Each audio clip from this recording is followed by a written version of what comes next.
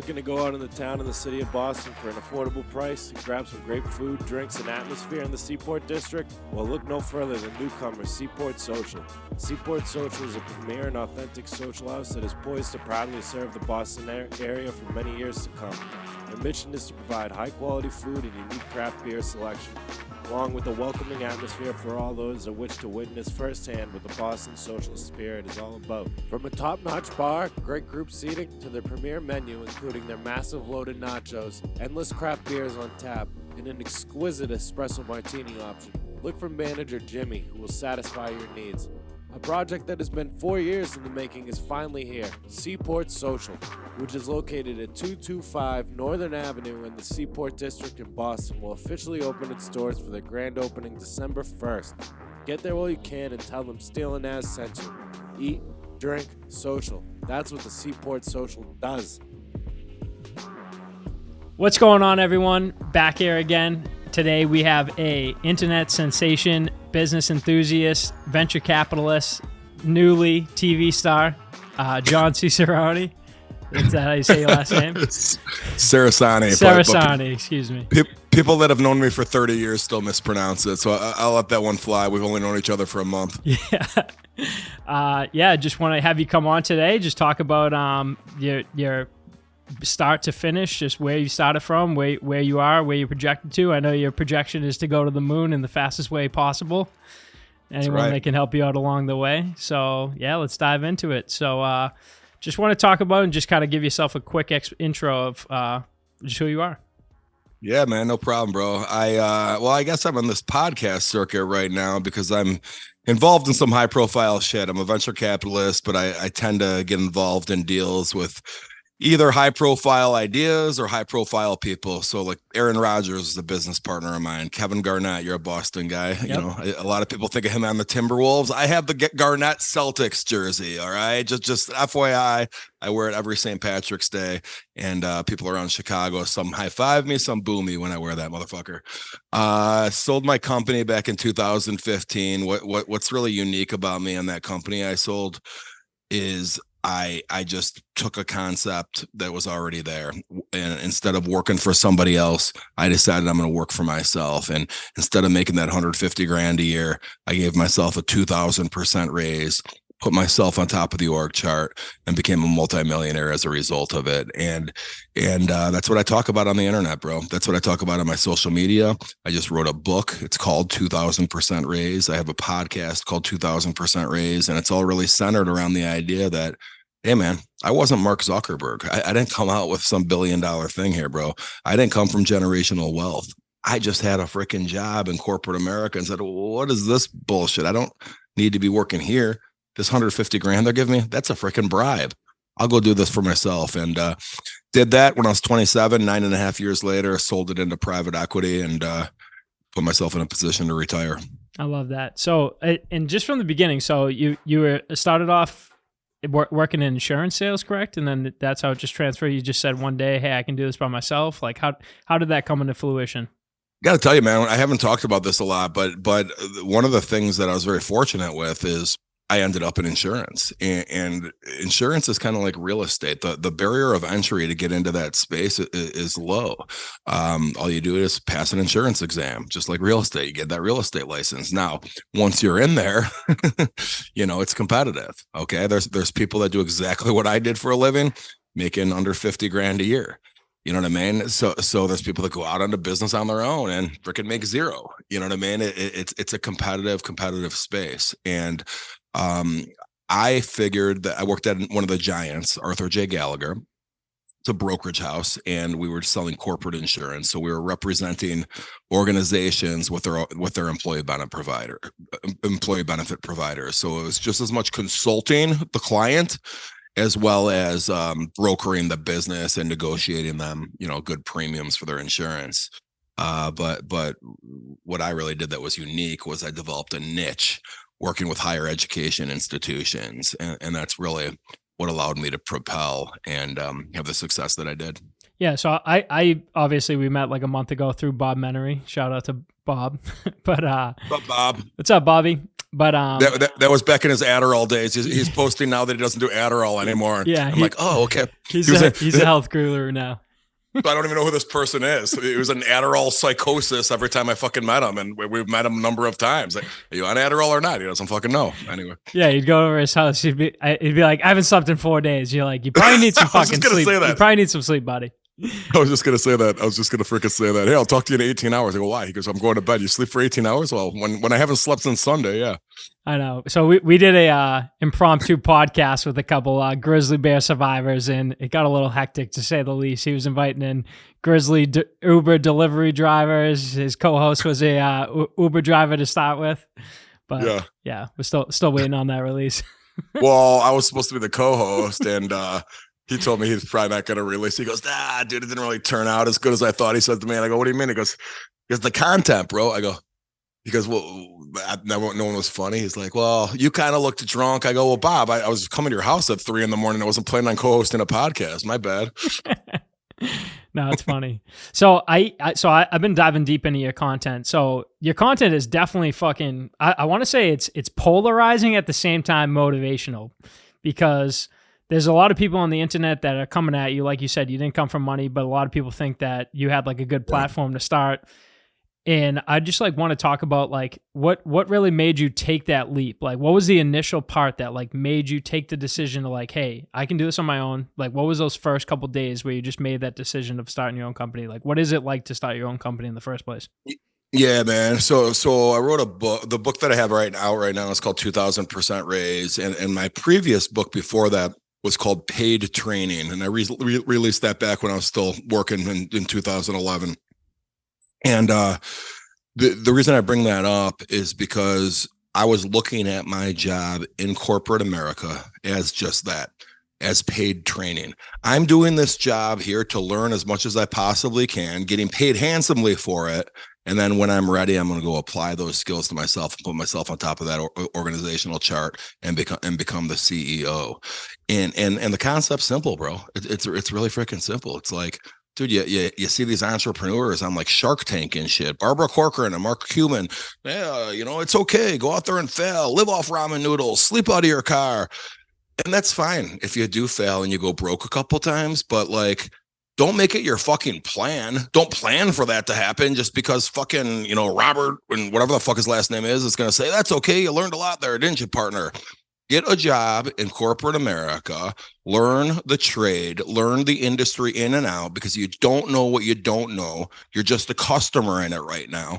Go work in the industry, learn everything you can, get paid handsomely, be allowed to take your girlfriend out on dates, be allowed to go on vacation. Don't throw away your grandma's inheritance money on some idea that you fucking don't know anything about. Paid training, then go out on your own and win. And that's exactly what I did, man. And as I look back in my life, I didn't really know what was happening at the time. So I talk about it now, explain to people the journey. Hey, here's what you should look at. But gosh, I think I was about 6 months late. I probably stuck around that job an extra 6 months more than I needed to. It took me 6 months for it to kick into my mind that I'm not learning shit here, right, and I don't need this company, but I was so scared. Oh, I don't know, man. My parents were telling me, hey, you got such a good job. It's such a good company. And all those things were true. But, finally just said F it and took that leap, bro. So then like kind of based off that topic. So like you said, how long were you working for that paid training for? Yeah. So I was in the industry about 5 years, roughly. I got out of college. I stayed a fifth year because I played football in college. So I stayed a fifth year.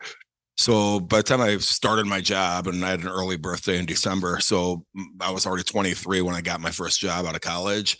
And then I started my company at 27. So I guess 4.5, 5 years, I guess a little under 5 years.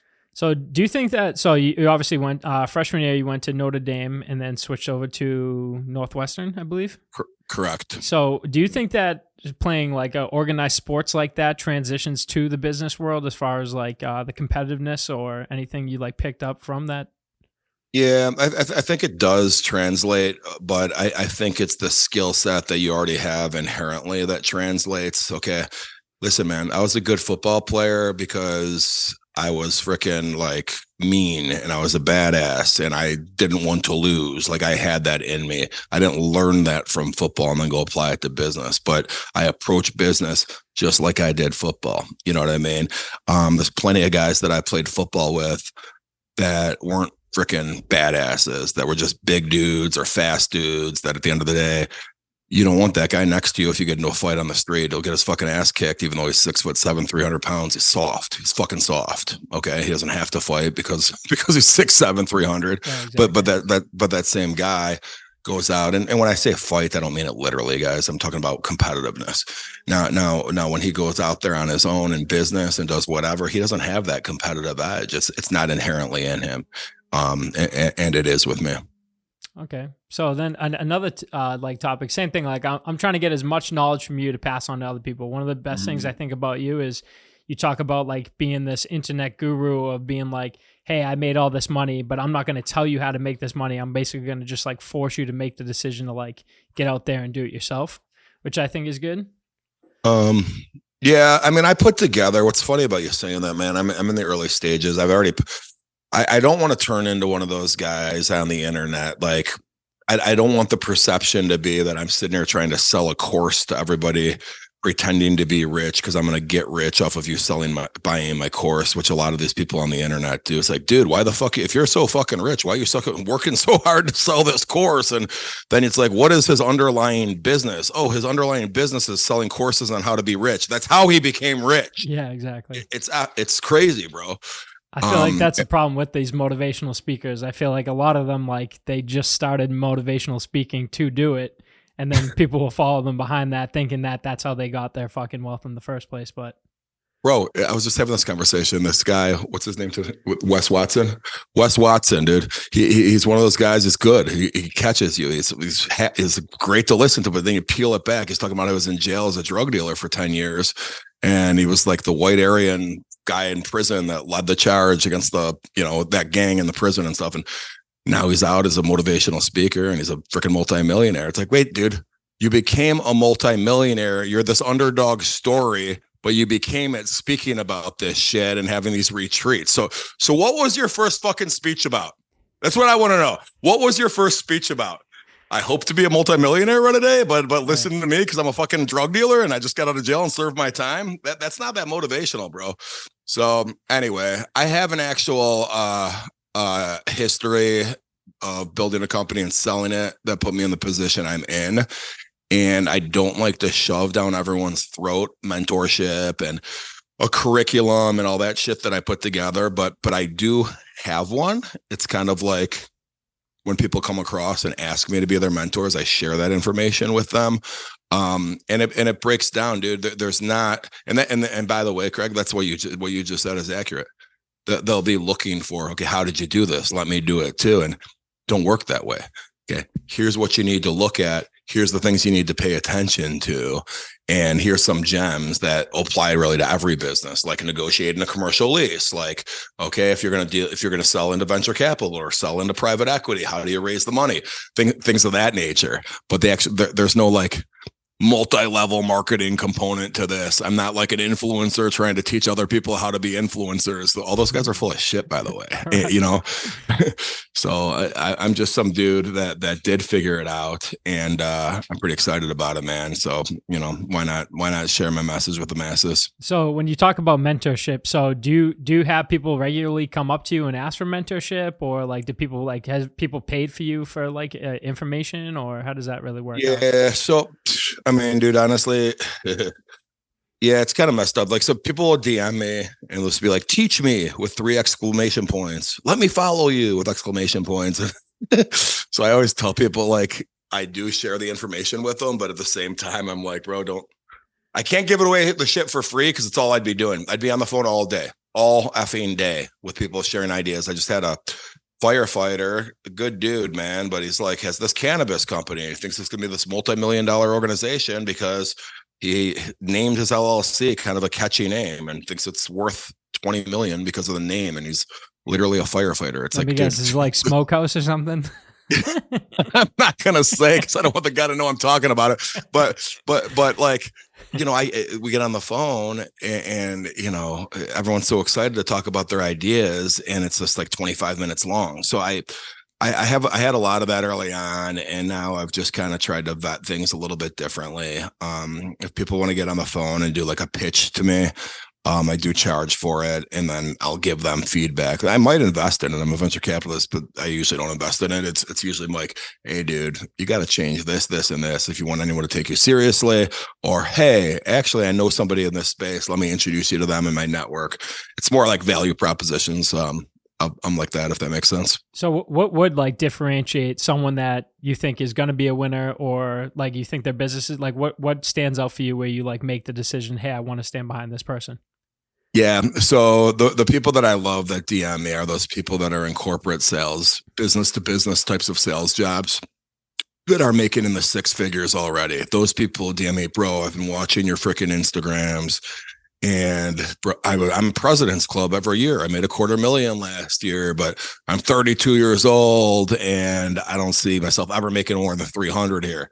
Could you please work with me to show me like how we should do this shit? And they might phrase it a little bit differently, but those people that I know are winners because the person that's making 50 grand that's in his 30s, yeah, dude, he might be able to make it, but there's usually a reason that it's, he's never went that direction. If he's never made more money than that in his life, if he doesn't have any proven sales success, I don't want to go encourage people to become entrepreneurs if they have no business being entrepreneurs. You know what I mean? And the best, I think the best characteristic of an entrepreneur is a person that could sell. You know what I mean? You have to have the ability to bring in clients. And, the people I just described earlier demonstrate that. So kind of diving into more of your like social media life right now. I know you have a lot of huge names on the podcast. Austin Eckler, you had Bob on not too long ago. Mm-hmm. You just had, so did you say you had on, who was the guy from jail you just had? Wes Watson. No, I did not have it on. Okay. Him on. I was just talking. Me and him have nothing to do with each other. I was just talking shit about him. So my bad. So what's it like kind of diving into the like digital market space? Like, do you think it's like helped your outreach as far as business goes? Do you think it just kind of is like almost like a side project for you, or? No, it's definitely helped out. Unfortunately, I don't really have anything I'm selling right now.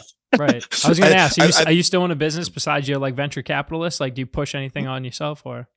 Dude, it just happens organically. So my Instagram and my TikTok being out there like it is, I'll give you a for instance. All right. This entrepreneur down in Florida that has a marketing company. He just left his job in corporate America, started his own marketing firm. He's 4 months in. Already profitable. He's doing things, and he's reached out to me. He goes, hey man, I've been looking at your shit, looked at your venture capital website too. Maybe there's a way to partner where I could, you could refer in clients to me and blah, blah, blah. And we're going to negotiate a deal where I have a percentage of his company if, certain metrics are met. And, he wants to sell into private equity one day and has no idea how. Okay. I'm the guy for that. I did that. You know what I mean? I have another situation where a guy is a franchisor, and we developed a partnership where, hey man, maybe some of my followers that want to own a franchise of some sort, I could help them finance their franchise fees.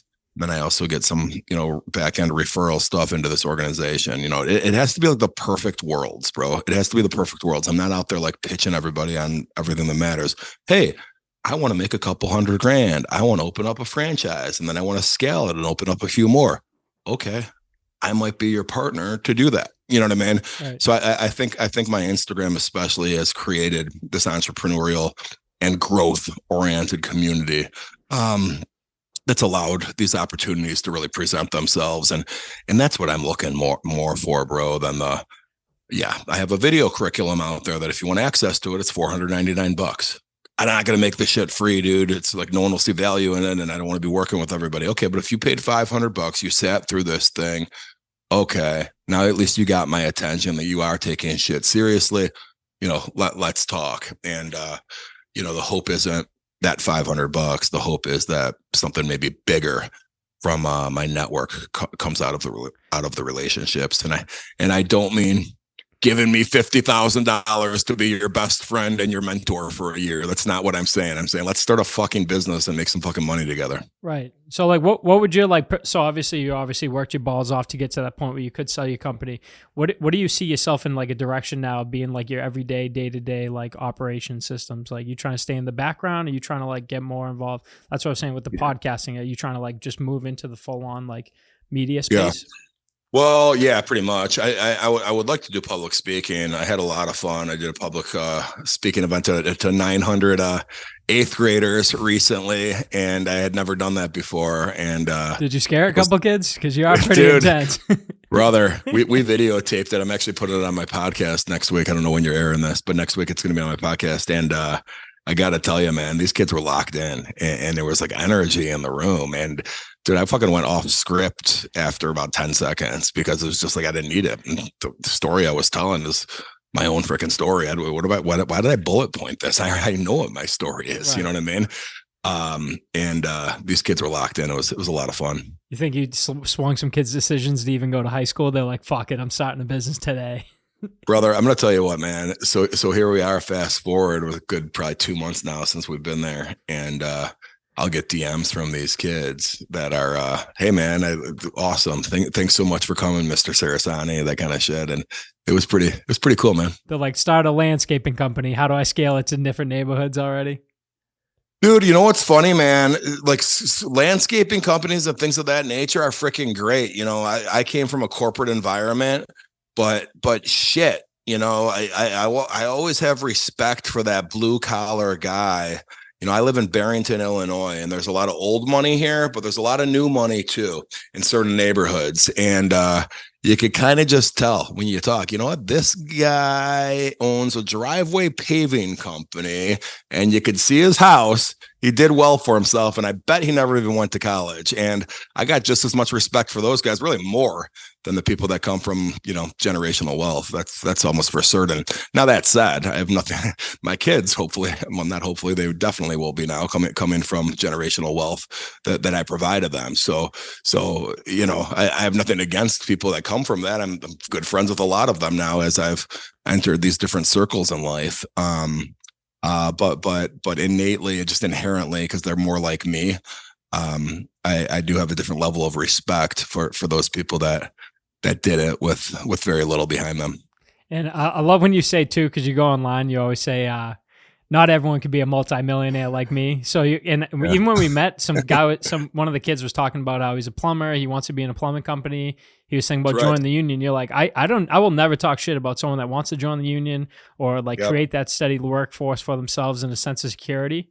But it's just like, when does it like the switch change for you when like someone needs to make that thing? Is it just...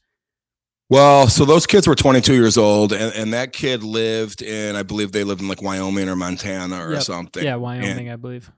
Yeah, and they were junior college wrestlers, and they had no plans, either of them, for going on to a 4-year university after they were done. They were just there to wrestle. And I go, hey, you need some kind of freaking plan, though, buddy. And he had said that one of them had said he planned on getting into a union and getting a plumber job. And I think he said his dad had done that. And nothing freaking wrong with that, because I got to tell you what, I didn't tell him this, but you go get a freaking union plumbing job and that pays X with the right benefits and all that shit. I got an uncle that's a Teamster. He's fine, man. He's doing all right. You know, the thing about plumbing, though, is if you do have that entrepreneurial mindset, now that you've been doing it for a few years, when you're maybe closer to 25 or 30 years old, okay, maybe you take that leap and you go into business for yourself. You're a fucking union plumber. Hey, I used to be a union plumber. I left that behind to start my own business. Now, you know, the biggest thing. Now I have 100 plumbers underneath me. You know what I'm saying? Start your own union company if you can. If you wanted to, exactly. I mean, there's options. What I like about it, though, for a young person, especially when you have that kind of time, is to learn the trade, whether that trade is an actual trade, like being a plumber or an electrician, or if that trade is learning how to do business to business sales, whatever the case may be, learn the ins and outs of that industry. So for like a young kid coming fresh out of high school, do you suggest going to college for most kids as far as like getting specialized in a certain field, especially if they know where they want to go? Or do you think it's more personal on if you can get into a job, say like real estate or into insurance sales where it is just pass that test, you can be low entry? Would you suggest that route? I think you should go to college for a couple of reasons, and I know times are changing a little bit with non-traditional aged kids going back to college or adults going back to college. There's night school, there's online universities. I feel like, you got your professional life and you have your personal life. And if you don't go to college right after high school, the chances of you going later in life are that much slimmer, in my opinion. The one exception being if you're from a family background where there's just such a barrier of entry because of the price points. I get it. I didn't have to experience that because I was on a football scholarship. So I admittedly maybe out of touch from that regard, but I don't know. I just feel like when I walk into a room, and just in life in general, one of the first questions people always ask you is just this freaking coffee talk, small talk. It's, where did you go to school? And you want to have an answer to that question, in my opinion. If you don't have an answer, that's okay, but you better have a different answer than, well, I got into the trades right after high school and I've been working at this. You don't want to be like, oh, I'm a fucking bartender and wake up at 2 p.m. every day. And how old are you? 34? How long you been doing this? Since high school. You know what I mean? You don't want that to be your story. Yeah, you want to have like almost a different question, but just like, obviously you want to be interesting. You want to have like a fucking personality if you want to be talking to someone in the first place. Precisely, and I mean, someone tells me they were in the military after high school. I don't, I would not hold that against them. I think that's cool too. You know what I mean? I mean, even with the military, I know some kids that get out of the military, you get that GI Bill, you get college is paid for, you can go to school for free after that. I know kids that have gone onto the master's programs right now, like looking into some very high successful corporate jobs just from using that to their advantage. So I got to tell you what, man, you make a good point there, because remember what I was saying earlier in terms of like the big football player that maybe doesn't inherently have that toughness in him and he's just good at football because he's big and fast and strong or whatever. Okay. And inherently he's not a badass though. I always think about that with the military too. Okay. Cause you get all those perks, all those benefits. And what does the military do? They recruit kids, sometimes at least, that they have, maybe that kid has no chance of going to college because of the environment he's in or trouble he's gotten into, and the military is going to straighten him out or whatever. Okay. Then you got another kid that's going because he can't afford college and wants to put in the time in the military so then he could go apply that to college. Okay. So you have those two different tracks. Is that bad kid that went to the military to straighten himself out? Does he get so straightened out that he now goes to that other vertical? And I mean, I'm sure there's not a study on that because how would you know? But it's an interesting dynamic to think about, in my opinion. I mean, I definitely do see that, especially knowing a lot of personal friends that went to the military. Like, it does support that level of structure and discipline and hierarchy that you kind of respect your higher up. So I feel like it does kind of put you in a place where kind of almost puts you in a corporate mindset in the first place. Yep. I could see that. I just think, man, it's like some of us just are inherent. It's that whole nature versus nurture thing, man. Yeah.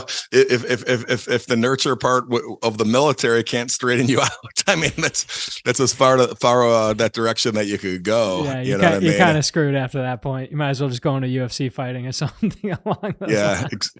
But I'll tell you what, man, I get people hit me up. I had a person that was a veteran. Hit me up on Instagram. I only took the call with him because he had some business idea or something he wanted to do. And I only took the call because he was a veteran. I could tell there was not really a lot of substance to what he was talking about in his message, but whatever. We got on the phone and he's just going off on tangents here about, F this, F that. He's mad at the world and shit. And it's dawning on me okay, is this guy got screwed up in Afghanistan or something? Or was he kind of fucked up and crazy before he went? Yeah. You know what I mean? I see that a lot too. People like blame Yeah. like PTSD on the military. I was like, you were kind of like that before you went in. Kind of just Dude, that's why you went. Yeah, Bro, exactly. you went. It was either that or jail, motherfucker. I mean, listen. I love the people in the military, so I don't want to be misquoted here on what I'm saying. If anything gets taken out of context, I have a couple of really good friends. A friend in the Air Force, a friend of mine that was in Iraq with confirmed, I think 14 confirmed kills, and he tells me some freaking stories. He tells me some stories, and he has diagnosed PTSD. So this is definitely real shit. Now, he went to Iraq though because it was either that or a different direction, but wasn't positive for him coming out of high school. But what he did experience and feel in Iraq is fucking real, man. That shit's real. Right. So I want to dive now into like your stardom days. So what was it like recently on Below Deck with the sailing yacht? I haven't seen the episode personally yet, but see a lot of hype around it. Yeah, so I was on Below Deck Sailing, which is a TV show on Bravo, and for those that don't watch it, it's a reality show, but it's about the cast members, or it's about the crew. So it's the captain and the stewards and all this shit, and they're all banging each other behind the scenes, and there's drama and all this shit. But different guests come on this 177-foot sailing yacht, $250,000 a week yacht. We're in Sardinia, Italy. And we're just the guests that they're there to serve. Okay. So every episode has different primary guests. And it was funny, man, because when I watched it, I'm like, that little B or F him, because they're talking shit behind the scenes about like me and my family and shit. But then like, all smiles to your face. Exactly. Oh, thank you, Mr. Cerasani. Thank you. And I'm like, fuck that guy. He's a douchebag. You know? Boy, you dropped your classic line, which I heard while you were in Boston. Peep my chain, motherfucker. Yeah, look at my chain, bitch. Well, so speaking of Boston, Johnny Damon, who I'm sure you know, was we had him on the podcast here. Have you? Yeah, awesome, bro. So I'm on the phone with him the other fucking day, and he was on Below Deck as well. Now I'm sure when you interview Johnny Damon, there's a lot more shit to talk to him about than just his appearance on Below Deck, but he was telling me this story where they kept so he got bit by a jellyfish, and then I guess he made a joke at one point, will someone piss on me? And then they superimposed his voice throughout the episode to make it sound like he was kept going up to everyone asking them to piss on him. Yeah, those directors and producers do some slimy stuff. Exactly.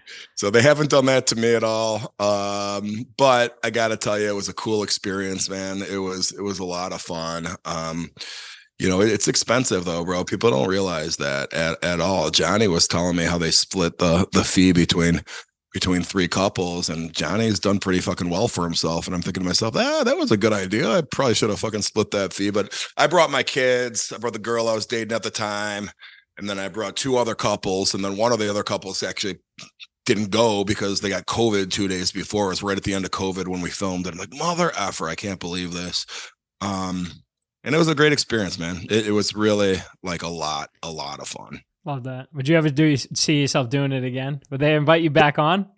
Yeah, so their casting director, I think, has like a email list of. See, here's what you got to understand. It ain't hard to get on this fucking show. Yeah. All right, everyone, pay attention. You want to be on Below Deck? Not too hard, but here's what you need to do. You're paying for the motherfucker. Okay, you're doing it their dates. You're doing it their location. Oh, and by the way, that ship usually holds like 16 people you're allowed to bring. You're only allowed to bring 6 because their film, their crew, and producers are taking the other freaking rooms. So, you know, you got to agree to all that criteria. And if you have a little bit of charisma, my guess is that you'll make the cut. They'll superimpose your voice a little bit. Yeah, exactly. So a couple last questions to wrap up here. Don't want to keep you too long. I know you're a busy businessman. Don't want to get charged. Don't want to get charged there. But so what would you say? What would be just a piece of advice to have someone take that extra leap to get over that fear you were talking about? That like is the almost like self-induced fear or external fear? Like what's something like someone can say to themselves, like prove to themselves, like what's like the real test of someone that wants to be on your level of success? Yeah, I could tell you this. I could tell you that when I was making $100,000 in corporate America, or making 140 grand in corporate America. That's a substantial difference. And I look back at that and could tell you that it didn't really change anything in my life. Yeah, maybe A, B, and C was slightly nicer, but nothing really changed from a happiness component. And when you look at, the 10, 20, 30% increments in your salary, just understand it, man. Just understand it. So if you really want to be financially free, it's not going to ever come from raises that you get at work. And I went, when I started my company, it's like the second year in, I was hovering around 350 grand, kind of steady grinding. And that was my take home. And then 1 year, man, in probably about a 7-month period on a pro forma basis, my revenue went from 350 to closer to 800. And when that happened, everything I looked at changed, and it changed drastically. I looked now at, okay, you know what? And instead of hoping to buy a second home one day, I'm going to look at retiring early. All right. And it just kept hockey sticking up from there. You don't get that kind of freedom when you're working for someone else. It just simply doesn't happen. One exception, the only exception really, is if you're in a early stage company and they give you equity in that company, and you have the 1 in 1 million chance that somebody goes and buys that company and your stock skyrockets. Even in that case, you're still a freaking employee. A CEO and a founder is the one who granted you that shares. You're still their little bitch. Okay. So wherever you want to be in life, okay, hey, I want to be the guy that's going to Sardinia, Italy. I want to be the guy that doesn't blink and is renting this yacht and not charging his friends when fricking people like that Johnny Damon are splitting it 3 ways. Do the fricking math. I did it without blinking. This will never happen working for somebody else. Right. All right. So you're definitely saying equity is the number one thing. You want to be able to sell your company at the end of the day, almost. Equity, preferably 100% of the equity. Yep. And then a couple last questions would be, who'd you look up to in the business world as far as like a mentor or someone you like idolize as far as like a role model? Gosh, good question, man. I don't know if I've really had any business role models to be quite honest with you. I know it's taboo to talk about Donald Trump now, because he's in politics, but even him back as a businessman, I mean, yeah, I would see the success of Donald Trump. I would see the success of Bill Gates, but their practices and the things that they were doing was nothing really that resonated with me. I was not a commercial real estate guy. I was not a tech guy. I respected them though. I would say, I really more looked up to athletes. My heroes were like Michael Jordan, Hulk Hogan. That's a different one for you, right? Yeah. Hulk Hogan was somebody I loved. And these were more, I don't know, man. I think Hulk Hogan probably had more of an influence over me as a kid than anyone else, man. I would get fucking pumped up, man. And then when he turned into a bad guy, I'm like, motherfucker, how are you guys doing this to me? Come on. And final question here. What is the best piece of advice you've ever received? Best piece of advice that I ever received. When I was playing football at Notre Dame, all right, shit was shitty, man. It was like a freshman. World hits you like a freaking train. It's like, dude, this is rough. And Lou Holtz, the head football coach at the time, it was like October. So I'd been there since August. He pulls me into his office one day. I'm just a bright-eyed little freshman. He goes, Cerasani, every time I see you, you got a frowny freaking face. Every time you're walking past me, it's like you're pissed at someone. Smile or get the fuck out of here. He didn't say it exactly like that, but that was his point. Then my tight end coach, a guy named Bob Kamel, would say to me, John, practice smiling more. People don't want to be around you. It was nowadays call as resting bitch face. Yep. Back then that term did not exist. Back then you're just an asshole. Exactly. I was just some fucking depressed guy no one wanted to be around, I guess. But I'm a 6'5", 270, so no one bothered to tell me, but fucking that was my boom. Okay. So I've tried to make a point to that. And one of the ways that I always apply it to is if somebody walks into a room and say there's 4 of us sitting there and a new person walks in, smile and look at the person. Nothing worse than like not acknowledging someone. That's like a big fuck you in my opinion. And when people do it to me, I'm petty. I'll remember that shit. If I don't see that person for another 6 years, like, oh, that's that motherfucker that didn't say hi to me or give me fucking eye contact. Fuck him. So just stay positive, fucking keep a smile on your face. Positivity breeds positivity. You don't want to get remembered as an asshole. Dude, Dale Carnegie wrote a book called How to Win Friends and Influence People. And he talks about why people like puppies a lot more than they like cats. The reason they like puppies more than they like cats is because cats fucking ignore you. Puppies start panting and their ears go up when you walk into a room. Cats fucking hide behind the couch. Don't be a fucking cat. Well, I guess that's a good way to end it there. John, hey, good luck with all your future endeavors. I actually have the book on pre-order right now. I was hoping to have it before our interview so I could read it. I see the big trend is a lot of people reading on the yachts, so I was painting mine this earlier today. So I'll be on it reading on the hull later on. A couple ladies on my side. 2,000% raise, everybody. And 2000%raise.com is my website if you want to get on our weekly email list. We do have exciting updates every Monday revolving around my podcast. Sounds good. Thank you so much for coming on. Thanks, brother. Talk to you soon. Peace.